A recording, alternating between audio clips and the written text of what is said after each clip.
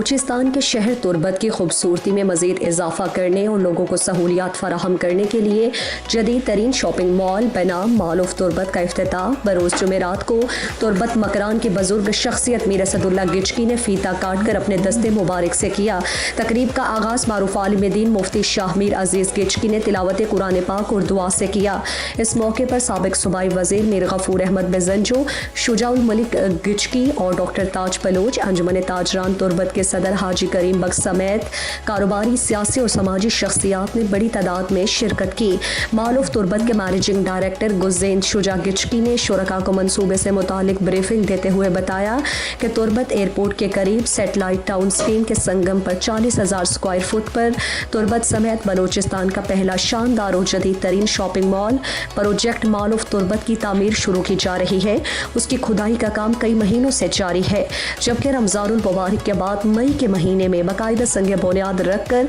तामीराती काम का आगाज किया जाएगा और 3 साल की मुद्दत में जनवरी 2025 में दुकानें क्लाइंट्स के हवाले कर दी जाएंगी, जबकि दुकानों की बुकिंग जारी है।